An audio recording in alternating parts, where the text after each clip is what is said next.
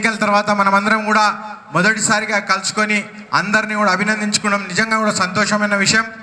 ఇవాళ మీ అందరిలో చూస్తుంటే మనం మరొకసారి అందరం కూడా నిరూపించినాం, ప్రాంతీయ పార్టీలు ఇక్కడ ఆ తెలంగాణలో ప్రాంతీయ పార్టీలకు చోటు లేదని చెప్పి. ఇంతకుముందు వచ్చిన తెలుగుదేశం పార్టీని మనం ఇంటికి పంపించినాం. ఇప్పుడు బీఆర్ఎస్ పార్టీని కూడా ఇవాళ మనం వారికి కూడా రాబోయే దినాల్లో మొత్తం వారికి కూడా ఒక కార్యకర్త లేకుండా చేసే విధంగా ఇలా మన కాంగ్రెస్ కార్యకర్తలు అందరూ కూడా పనిచేస్తున్నారు. అందరికీ కూడా గర్వకారణం. మరొకసారి మనమంతా నిరూపించినాం, కాంగ్రెస్ కార్యకర్తలంతా కూడా కేవలం తెలంగాణలో ఒకటే పార్టీ కాంగ్రెస్ పార్టీతోటే అందరికీ కూడా క్షేమం జరుగుతుంది, అందరికీ కూడా అభివృద్ధి జరుగుతుందని చెప్పి మరొకసారి ప్రజలందరూ కూడా నిరూపించడం. ఇలా మహబూబ్ నగర్ ప్రాంతం నిజంగా కూడా అదృష్టం. ఇలా మహబూబ్ నగర్ బిడ్డ మన జిల్లాకు మన జిల్లా బిడ్డ ఇవాళ మనం రాష్ట్ర ముఖ్యమంత్రి కావడం ఇవాళ మనందరికీ కూడా గర్వకారణం. వాస్తవంగా ఇవాళ ఇక్కడ వేదిక పైన ఉన్న నాయకులంతా గొప్ప నాయకులు. కానీ నేను ఇవాళ ఒక మాట చెప్తున్నా, మన మహబూబ్ నగర్ ఎమ్మెల్యే గురించి ఒక మాట చెప్పాల్సిన అవసరం ఉంది. ఎందుకంటే మహబూబ్ నగర్ ప్రాంతంలో ఇవాళ మనకి ఇలా సమావేశం అవుతుంది కాబట్టి మా తమ్ముడు శేఖర్ గారు ఒక మాట ఎత్తిన కార్యకర్తలకు మాకు తగిన స్థానం ఇవ్వాలి, ఇలా చాలామంది కొత్త వాళ్ళు వచ్చిండ్రు అని చెప్తే నేను మిత్రులందరికీ చెప్పేది ఒకటే, ఇవాళ మనకు ఒక మంచి నాయకుడు ఎన్ఎం శ్రీనివాస్ రెడ్డి గారి రూపంలో మన మహబూబ్ నగర్ రావడం జరిగింది. వారు నిజంగా ఎంత సౌమ్యుడు అంటే ఇవాళ మీరు ఆయనను కలిస్తేనే ఆయన పట్టించుకుంటాడు లేదని కాదు. ఆయన నిజంగా ఏ నాయకునికి ఉండాల్సిన నాయకత్వ లక్షణాలన్నీ కూడా ఆయన లోపల ఉన్నాయి.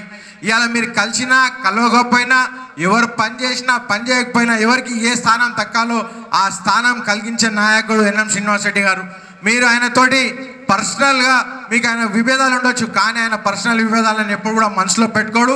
కాంగ్రెస్ పార్టీలో ఉన్న కార్యకర్తలందరినీ కూడా గుండెలో పెట్టుకొని చూసుకునే గొప్ప నాయకుడు ఎన్ఎం శ్రీనివాస్ రెడ్డి. కాబట్టి ఇక్కడ ఉన్న కార్యకర్తలు ఎవరు కూడా అధైర్యపడవద్దు, రేపు అందరికీ కూడా తగిన స్థానాల్లో వస్తుంది.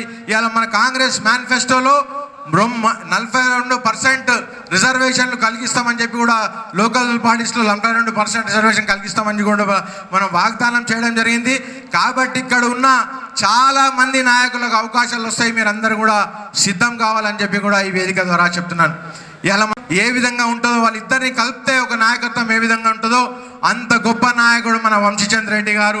వారు ఇక్కడ మీరు ఒక విషయం చెప్పాలి, ఇక్కడ ఉన్న కార్యకర్తలను మేము మీ మధ్యలో ఉండి రోజు కూడా తిరిగినా కూడా కొంతమంది పేర్లు మేము పెట్టుకోకపోవచ్చు, కానీ వారికి అందరి కార్యకర్తల పేర్లు తెలుసు, అందరి గురించి తెలిసిన వ్యక్తి ఇలా వంశీచంద్ర రెడ్డి గారు. ఇలా మనకు అసలు నాయకుడు కావాల్సిన అవసరం ఉంది.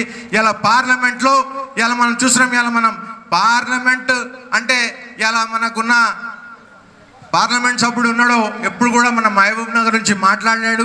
ఆయన ఎన్నికైన తర్వాత ఇంతకైనా పార్లమెంటుకు పోయిండా పోలేదా, సమస్యల గురించి మాట్లాడలేదా ఎవరికి కూడా తెలియదు.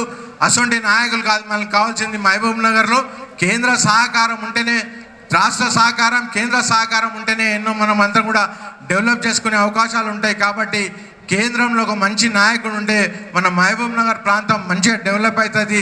కాబట్టి మనమందరం కూడా ఈసారి పెద్ద ఎత్తున ఏ విధంగా అయితే అసెంబ్లీ ఎన్నికల్లో ఎన్నికల్లో మనం అందరం పనిచేసినామో అదే విధంగా ఈ మన పార్లమెంట్ ఎలక్షన్లో కూడా పనిచేయాల్సిన అవసరం ఉంది. మనం ఎప్పుడు కాదు 10 సంవత్సరాల కిందనే అందరం వాగ్దానం చేసినాం, మన రాహుల్ గాంధీ గారిని ప్రధానమంత్రి చేయాలని. ఆ వాగ్దానాన్ని నిలబెట్టుకునే సమయం వచ్చింది.